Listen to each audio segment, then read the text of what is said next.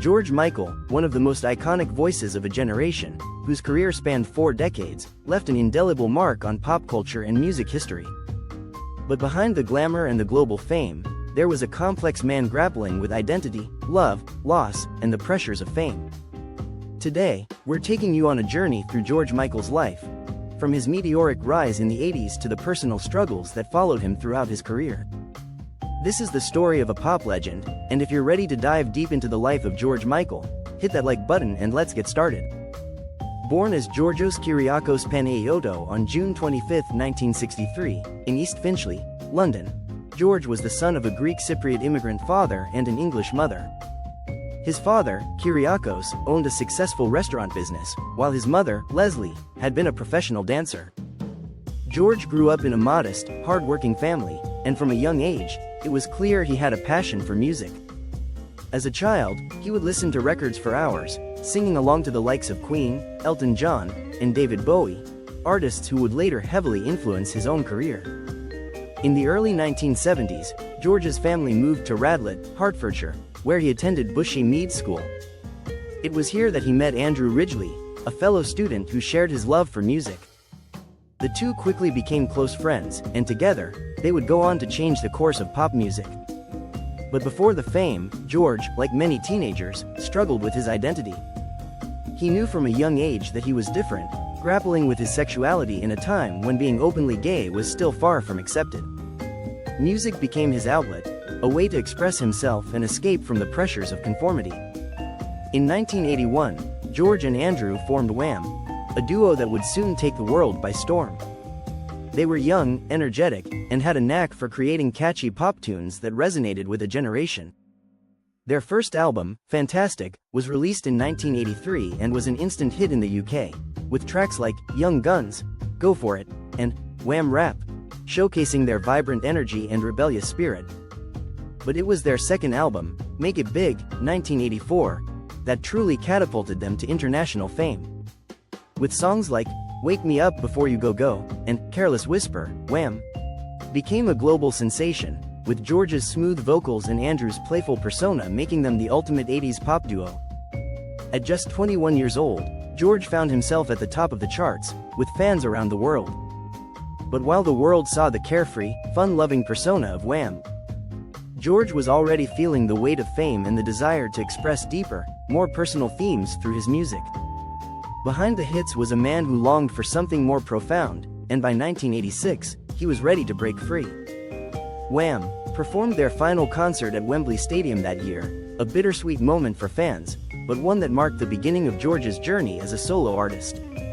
In 1987, George released his debut solo album, Faith. It was a defining moment not only for his career but for pop music as a whole. The album's blend of pop, funk, R&B, and rock was a departure from the carefree tunes of Wham, and it resonated with a more mature audience. The title track, Faith, along with hits like Father Figure and One More Try, showcased George's incredible songwriting abilities and vocal range. The album went on to sell over 25 million copies worldwide, earning him a Grammy Award for Album of the Year in 1989. But with the success of Faith came the pressures of fame. George was now one of the biggest stars in the world, and the constant attention from the media became suffocating. He began to withdraw from the public eye, refusing to promote his next album with traditional tours or music videos. Listen Without Prejudice Volume 1, released in 1990, was a stark contrast to Faith. It was introspective, political, and more somber in tone, addressing themes of love, loss, and social justice. Songs like Praying for Time and Freedom, 90, spoke to George's growing disillusionment with the superficiality of fame and his struggle for artistic freedom. As George distanced himself from the spotlight, his personal life became more complicated. In the early 90s, he lost his first love, Brazilian designer Anselmo Falepa, to AIDS, a devastating blow that deeply affected him. George had kept his sexuality hidden from the public, and the grief of losing Anselmo was compounded by the fact that he couldn't openly mourn. His 1996 album, Older, was a reflection of this pain and personal growth. Songs like Jesus to a Child and Fast Love were poignant tributes to Anselmo and marked a period of creative renewal for George, even as he battled his inner demons. But the late 90s brought another turning point in George's life. In 1998, he was arrested in a public restroom in Beverly Hills for engaging in a lewd act, and his sexuality was thrust into the public eye. The media frenzy that followed could have ended his career, but instead, George handled the situation with humor and grace. His single, Outside, released later that year, playfully referenced the incident, and in doing so, he reclaimed his narrative. George's decision to live openly as a gay man was a pivotal moment, both for his career and for LGBTQ+ representation in the music industry.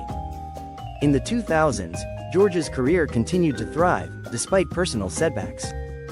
His battles with substance abuse and brushes with the law were widely publicized, but they never overshadowed his immense talent. His 2004 album, Patience, was well received, and his tours were sell-out events.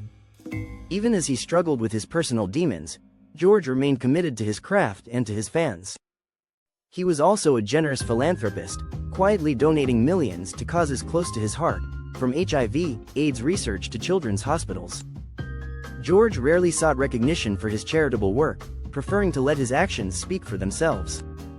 By the time of his untimely death on December 25, 2016, George Michael had cemented his status as a music icon. His passing at the age of 53 was met with an outpouring of grief from fans, fellow musicians, and activists around the world. Tributes poured in, not only for his contributions to music but for his activism, his generosity, and his courage to live authentically in a world that often demanded conformity. In the years since his death, George's music continues to inspire new generations, and his legacy as a trailblazer in both the music industry and the LGBTQ+ community remains as powerful as ever. George Michael's story is one of transformation, from a shy, insecure boy with big dreams to a global superstar who redefined pop music, challenged societal norms, and lived on his own terms. His voice, his message, and his humanity continue to resonate long after his death. So if this deep dive into George Michael's life moved you, hit that subscribe button and share your favorite George Michael song in the comments below. What does his music mean to you? Let's celebrate the life of a man who gave so much to the world, not just through his music, but through his bravery and generosity.